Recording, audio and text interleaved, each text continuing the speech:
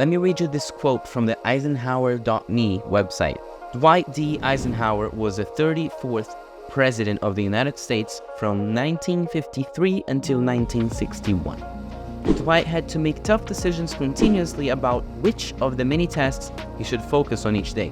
This finally led him to invent the world-famous Eisenhower principle, which today helps us prioritize by urgency and importance. This brief description should give you an idea of what the Eisenhower Matrix is.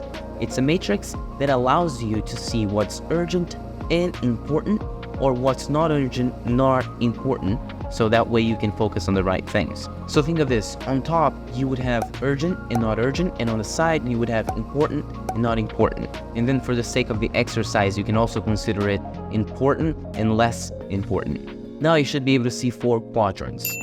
On the top left, I want you to think of something that's important and also urgent. That's the thing that you should do first. And that's also the thing that you most likely need to do yourself. The top right quadrant is the one that things that are not urgent but are still important. Those are things that you should schedule because eventually they will be urgent. Does that make sense? So you schedule for next week, and next week they will fall into the category that they are urgent and important, and that's when they fall into do first category. The third quadrant is for things that are not as important, so less important, but still urgent. Those are the ones that you delegate to people you trust.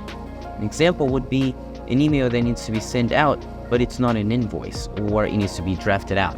You can ask someone else to draft it for you, and maybe you can send it yourself, but that's just an example. And then the bottom right quadrant is for things that are not urgent nor important.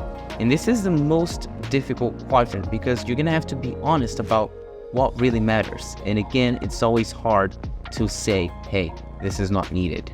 But again, those are not important and they are not urgent. So if you get a chance, discard them, get rid of them, don't do them.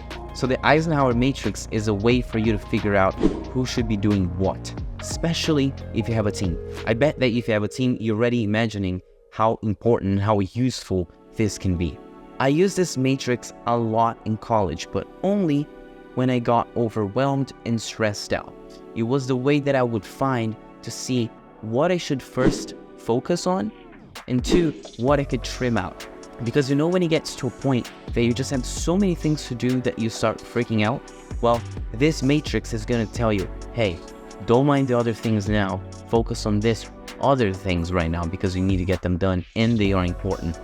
And then, now you start figuring out what can be discarded, what needs to be done, what needs to be scheduled, and what maybe you can even delegate. I swear to God, I even went to a friend of mine once and I was like, hey, I need, a dentist appointment scheduled for this day. I will buy Starbucks if you do it for me. And he did it. So, that was a way that I saved myself some time in a week that I had 2 or 3 exams. So again, don't sleep on this strategy. It can save you a lot of stress.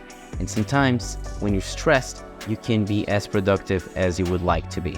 And for those of you thinking of the whole Starbucks example I just gave you, yes, it's true. Here's the idea.